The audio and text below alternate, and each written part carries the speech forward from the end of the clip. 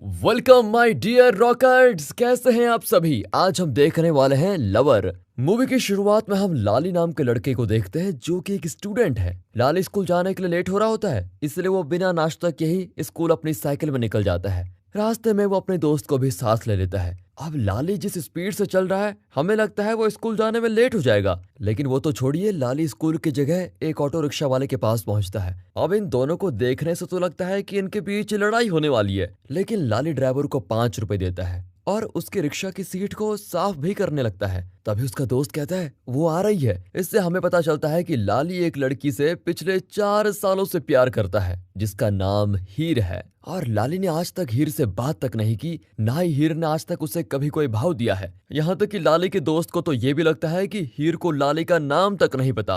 अब लाली को हीर का आइडेंटिटी कार्ड मिलता है। यहाँ से सीन शिफ्ट होता है और हम हीर पर जाते हैं, जो अपनी एक सहेली के साथ प्रीत मैम के मेकअप के ऊपर हंस रही होती है। अब प्रीत मैम उनकी बातों को सुन लेती है और उन्हें डांट देती है। उसके बाद वो हीर के आईडी कार्ड के बारे में पूछती है, जो कि हीर के पास नहीं होता। इससे हीर काफी डर जाती है कि मैम मुझे कहीं घर न भेज दे।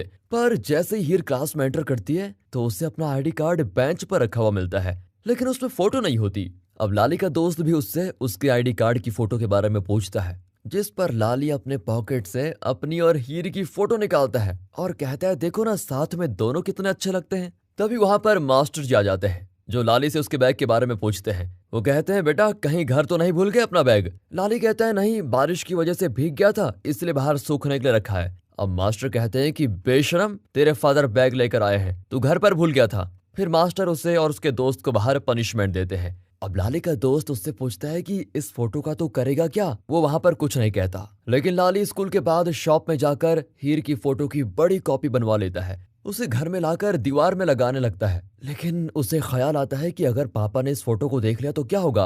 अब वो अपने पापा से उस फोटो को बचाने के लिए अलमारी के अंदर लगाता है, लेकिन उसका दिमाग कहता है कि यहाँ मम्मी देख लेगी तो। अब उसे समझ में नहीं आता कि वो लगाए कहाँ पर। वो थक हार कर बेड पर लेट जाता है। उसकी नजरें ऊपर जाती हैं तो वो सोचता है ऊपर ही लगाता हूँ, जिससे बार बार मैं लेटे हुए उसको देख पाऊंगा। अब अगले दिन वो फिर से उसकी सीट साफ करता है और ऑटो के पीछे पीछे अपनी साइकिल चलाता है, लेकिन वो जानबूझकर स्कूल के लिए लेट होना चाहता है ताकि उसे पनिशमेंट मिले और वो आगे खड़ा होकर हीर को देख पाए। अब जो भी लाली करता था उसका अंजाम तो लाली झेलता ही था, साथ ही उसके दोस्त भी हमेशा उसी के साथ रहते थे, तो उन्हें भी वो सब कुछ झेलना पड़ता। अब लाली का दोस्त उससे पूछता है कि तूने उससे आखिरी बार कब देखा था, जिस पर लाली झूठ कह देता है कि पिछले बुधवार को। पिछले बुधवार को? अरे आज भी तो बुधवार है, इसका मतलब तुम्हें वो आज फिर से दिखने वाली है। खैर, अब लाली हीर का पीछा करते करते लैब के बाहर पहुंच जाता है, जहां लाली का दोस्त उसे उठाकर रखता है। अब लाली हीर को तो देखता ही है, लेकिन वो मनी को भी देखता है जो हीर से बातें कर रहा है।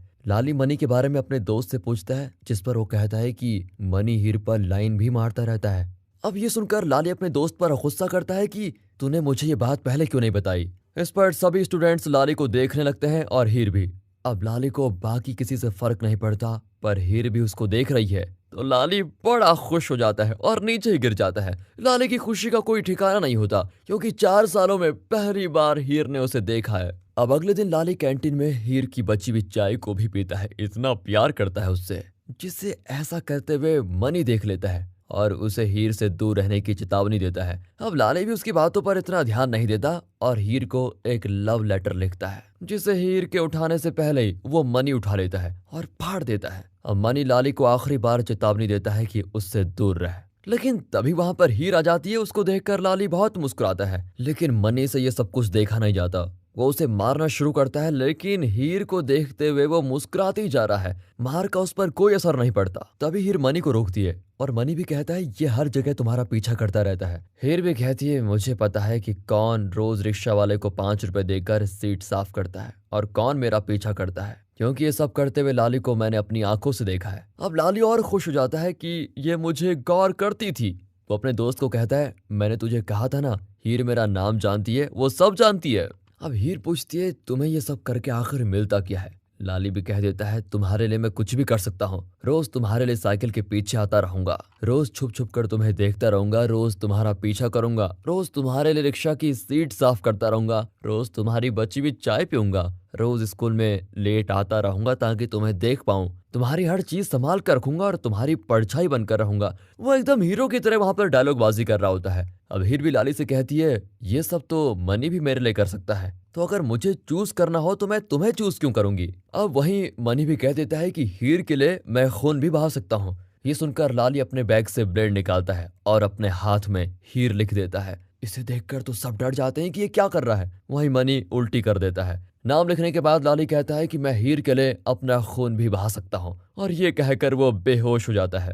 अब रात को हीर लाली के बारे में सोच सोच कर परेशान हो जाती है। सुबह वो अपनी माँ से शेयर करती है कि माँ, स्कूल में एक लड़के ने अपना हाथ काट दिया मेरे लिए। हीर की माँ कहती है कि ज्यादा खून बहने से उसकी जान भी जा सकती थी बेटा। अब ये सोच सोच कर हीर रिक्शे के पास पहुंच जाती है, जहां वो आज सीट को साफ हुआ नहीं पाती है और घबराने लगती है कि लाली को कुछ हो तो नहीं गया। लेकिन तभी पीछे से लाली आ जाता है और हीर की सांस में सांस आती है। अब हीर के मन में भी लाली के लिए प्यार जग जाता है। लाली और हीर एक दूसरे से बात करना शुरू कर देते हैं। अब एक दिन जब हीर लाइब्रेरी में पढ़ रही होती है, तभी लाली वहां पर आकर उसे आज रात छत में आने को कहता है ताकि वो उससे बात कर पाए। हीर उसे अपने चाचा के बारे में बताती है कि वो काफी गुस्से वाले हैं, अगर उन्होंने हमें देख लिया तो वो हमें छोड़ेंगे नहीं। फिर सीन भी हीर के चाचा दिलावर पर शिफ्ट होता है, जो कि काफी खतरनाक इंसान है। अब रात को हीर छत पर पहुंच जाती है, लेकिन उसे नहीं पता होता कि वो लाली से बात कैसे करेगी, क्योंकि लाली अपने छत से ही उससे बात करने वाला है। तभी कुछ समय के बाद लाली लाइट को ऑन ऑफ करके इशारा करता है और दोनों लाइट ऑन ऑफ करके बात शुरू कर देते हैं। अब उन्हें ऐसे बात करते हुए काफी दिन हो जाते हैं और एक दिन हीर के घर दिलावर चाचा आते हैं। दरअसल वो एक दुकान के रजिस्ट्रेशन के लाए होते हैं। हीर उन्हें कहती है, मुझे ये कुछ ठीक नहीं लग रहा, क्योंकि मेरे नाम पर 5वीं दुकान है, ये कहीं इलीगल तो नहीं। जिस पर उसकी माँ उसे शांत कर देती है, लेकिन चाचा उसे कहते हैं ये अच्छी बात है कि हीर अच्छे और बुरे के लिए सोच रही है। इसके बाद वो रजिस्ट्रेशन के पेपर्स और कुछ पैसे देकर चला जाता है। अब हीर अपनी माँ से पूछती है कि आप चाचा को कुछ बोलते क्यों नहीं, लेकिन माँ भी कैसे बोलती, क्योंकि घर का खर्चा हीर का चाचा ही दे रहा होता है। अब हीर और उसकी माँ रिक्शा से जा रहे होते हैं, जिनका पीछा लाली भी करता है, लेकिन तभी वहां पर मनी आता है, जिसे लाली कैसे भी करके धक्का देकर गिरा ही देता है। अब लाली तो हीर के पीछे निकल जाता है, लेकिन तभी हीर का चाचा मनी को गिरा हुआ पाकर उसे अपनी गाड़ी में बैठा लेता है और उससे पूछता है कि साइकिल की चेन खुल गई थी या फिर किसी ने गिरा दिया तुम्हें। अब मनी गलती से लाली और हीर का नाम ले लेता है और उसे सारी बात बतानी पड़ती है, जिस पर अब चाचा भी हीर और उसकी माँ के पास चल देता है। यहाँ हीर अपनी माँ के साथ बाजार आई होती है, जहाँ लाली और उसका दोस्त भी होता है। अब हीर जैसे ही मेहंदी लगवाने लगती है, उसकी माँ एक दुकान में होती है। इसके बीच लाली हीर की मेहंदी में अपना नाम ढूंढने के लिए आ जाता है, लेकिन तभी हीर की माँ भी दुकान से निकलती है, जिसे कुछ टाइम के लिए लाली का दोस्त कैसे भी करके रोक लेता है। उसी बीच लाली भी अपना नाम ढूंढ लेता है, लेकिन हीर की माँ वहां पहुंच जाती है और लाली को मेहंदी लगाने वाला समझकर उसे पैसे दे देती है।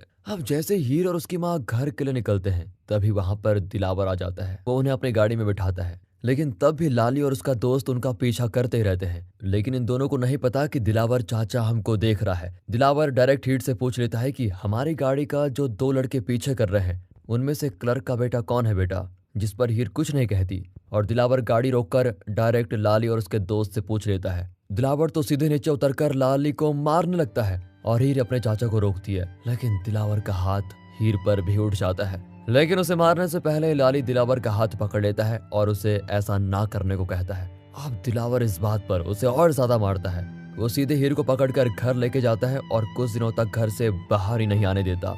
कुछ दिनों के बाद हीर जब स्कूल आती है, तो उसके साथ दिलावर द्वारा भेजे गए 2 बॉडीगार्ड्स भी आते हैं, जो उसे लाते भी हैं और ले जाते भी हैं। अब लाली का हीर से बात करना बहुत ही मुश्किल हो गया है। रात को वो हीर का छत पर इंतजार करता है। उसे हीर की छत से सिग्नल भी मिलता है, लेकिन एक टाइम पर वो सिग्नल आना बंद हो जाते हैं और लाली को लगता है कि हीर किसी मुसीबत में है, इसलिए वो सीधे हीर के घर पहुंच जाता है, जहां हीर तो एकदम ठीक होती है। तभी लाली हीर के हाथ पर अपना नाम देखता है और हीर कहती है कि अगर लाली तुम मेरे लिए जान दे सकते हो, तो मैं भी तुम्हारे लिए जान दे सकती हूँ। और जब वो एक साथ छत पर होते हैं, तभी वहां पर दिलावर भी आ जाता है और उन दोनों को अलग करके हीर को ले जाकर कमरे में बंद कर देता है। वहीं दिलावर के लोग लाली को खूब मारने लगते हैं, लेकिन कैसे भी करके लाली का दोस्त उसे बचा लेता है। वो दोनों वहां से भाग जाते हैं। अब लाली जैसे ही सुबह अपने घर पहुंचता है, वो वहां तोड़ फोड़ देखकर बिल्कुल चौंक जाता है। तब उसे पता चलता है कि दिलावर उसके घर में धमकी देकर गया है। लाली के फादर भी लाली को कमरे में कैद कर देता है।